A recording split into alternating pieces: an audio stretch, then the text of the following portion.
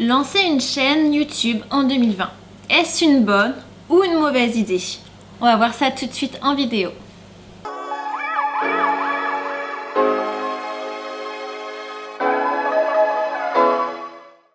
Bonjour tout le monde et bienvenue sur ma chaîne, je m'appelle Isabelle Galipeau et je suis photographe professionnelle depuis peu. J'ai décidé d'arrêter l'anglais, d'enseigner l'anglais, afin de créer mon entreprise et de devenir photographe. Du coup, vous allez sûrement vous poser la question, mais alors pourquoi tu nous parles d'ouvrir une chaîne YouTube alors que tu es photographe? Quel est le lien entre les deux? Eh bien c'est tout simple, nous sommes en deuxième phase de confinement et je me suis dit qu'il fallait trouver un moyen de s'occuper et de continuer à travailler malgré le confinement.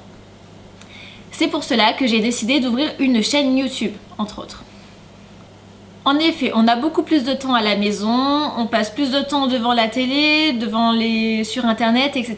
Bref, on essaye tous de chercher des idées pour nous occuper, mais aussi pour gagner sa vie. Car on va pas se le cacher, YouTube est quand même une source de revenus possible.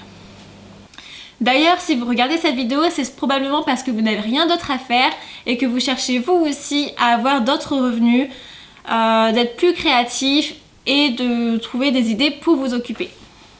Être artisan et commerçant en 2020 n'est pas une chose aisée et si on veut éviter de couler, il faut bien sûr essayer de trouver des autres moyens pour se diversifier, pour générer des revenus, etc. Bref, le blabla est un petit peu trop, on va revenir un petit peu à nos moutons et à la question que j'ai posée tout au début de cette vidéo. Ouvrir une chaîne YouTube en 2020, est-ce une bonne ou une mauvaise idée?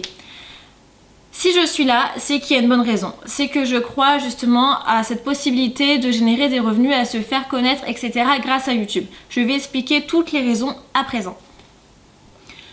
Dans un premier temps, la première chose, c'est que tout le monde, ou quasiment tout le monde, est à la maison. En télétravail, obligé de rester chez soi parce qu'on ne peut pas aller travailler, parce que notre commerce n'est pas essentiel, si on reprend les mots du gouvernement. Bref, etc. Donc on passe beaucoup de temps devant la télé, sur Netflix, sur internet, etc. Et donc voilà, on a beaucoup de temps à mettre à bon escient. Et c'est justement de ce temps-là qu'il faut profiter pour être plus créatif, pour développer son entreprise. Donc c'est le meilleur moment pour créer du contenu, mais aussi pour regarder ce que les autres font. Donc voilà, on va regarder, puis on va continuer à regarder, voilà, on enchaîne les playlists à chaque fois. Et on passe des heures et des heures sur YouTube, on va pas se le cacher. Autre bon point et raison de créer une chaîne YouTube, c'est que voilà, comme tout le monde est aussi à la maison, est plus créatif, etc., on va tous chercher des idées pour s'occuper. Donc aussi beaucoup plus de personnes qui vont regarder des vidéos, donc plus d'abonnés, plus de vues, et donc aussi des revenus. On va pas se le cacher d'ailleurs, si vous voulez vous abonner à ma chaîne, moi ça m'aidera aussi énormément pour déjà gagner des abonnés, pour ensuite avoir des revenus aussi via cette chaîne YouTube. Donc voilà, ça ne coûte rien et puis on peut faire aussi pareil pour vos chaînes à vous.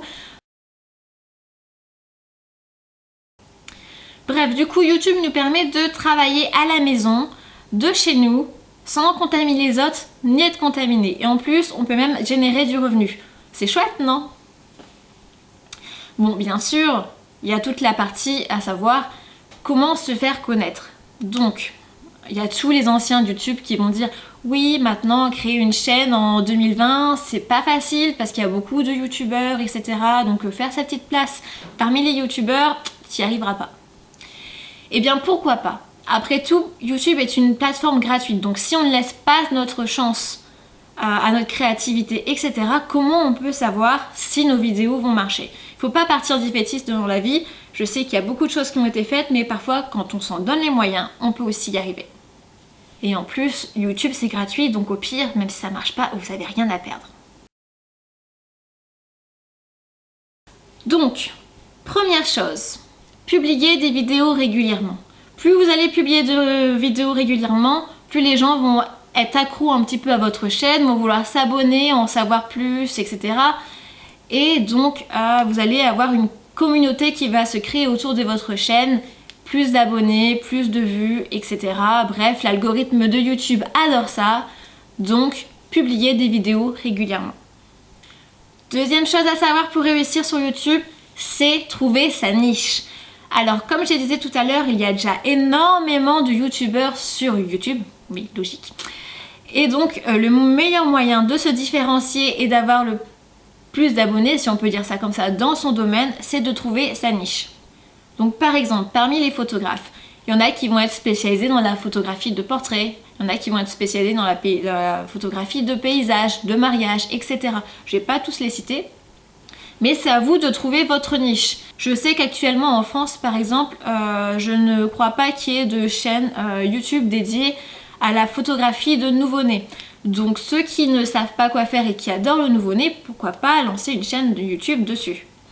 Bref, plus vous aurez votre niche, plus vous serez un peu spécialisé, on va dire, dans votre domaine, et plus vous allez attirer ce genre de personnes, et vous serez spécialisé, donc plus d'abonnés par rapport à ça.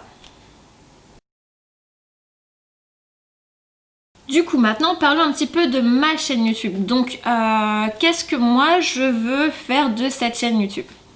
Eh bien, ça fait un petit moment que je pense à justement lancer une chaîne. Donc, ça date il y a longtemps, en fait. Même avant de devenir photographe, je m'étais dit, lorsque je passerai photographe, j'aimerais bien lancer une chaîne YouTube, justement, par rapport à mon activité de photographe.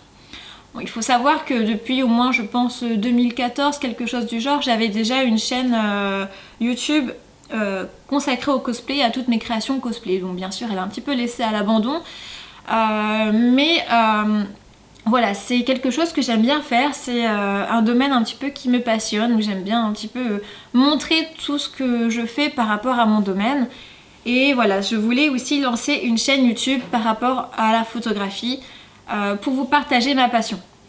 Du coup, dans cette chaîne YouTube, j'ai envie de vous emmener un petit peu avec moi dans cette aventure qu'est l'auto-entrepreneuriat, si on peut dire ça comme ça, en tant que photographe. Donc, comment créer son entreprise de A à Z, toutes les difficultés, mes créations, mes coups de gueule, voilà, tout ce qui peut un petit peu toucher un petit peu à l'activité de photographe, toutes mes recherches, les choses qui marchent, les choses qui ne marchent pas, voilà, c'est vraiment, il n'y a pas... Je sais qu'il y a des choses qui ne marchent pas et pourquoi on dirait toujours ce qui marche tout le temps. Donc non, parfois il y a des choses qui ne marchent pas et j'ai aussi envie de vous partager un petit peu tous ces retours d'expérience par rapport à ma vie d'auto-entrepreneur. D'ailleurs, si vous avez déjà quelques questions que vous voulez me poser par rapport à mon parcours, ma vie, mon matériel, etc., je peux un petit peu vous aiguiller. Il faut savoir par contre que sur ma chaîne, voilà, je ne vais pas faire de tests, de tutos matériels, etc. Ça ne m'intéresse pas du tout et je sais qu'il y a déjà de très bonnes chaînes qui font ça sur YouTube et sur internet en général. Et même si voilà, vous voulez vous apprendre à vous servir de votre appareil photo, n'hésitez pas à lire votre notice d'appareil. Moi je sais que parfois quand j'ai un petit doute, je feuillete un petit peu les pages et j'ai tout de suite ma réponse et c'est beaucoup plus facile que de regarder je sais pas combien de vidéos pour trouver l'appareil photo qui correspond à notre modèle. Et pour ceux qui veulent un petit peu en savoir plus sur moi, je vous invite aussi à regarder un petit peu tous mes sites, réseaux, etc. Donc vous pouvez me retrouver sur mon site internet isabellegalipeau.fr. Vous pouvez aussi me retrouver sur Instagram à isabelle.g.photographie ou sur Facebook Isabelle Galipeau Photographie. Donc voilà, je vous souhaite à tous une très bonne journée. J'espère que votre confinement va très bien se passer. En tout cas, je vous remercie d'être là, de m'écouter et aussi de me suivre dans cette folle aventure. Je vous dis à très vite. Ciao!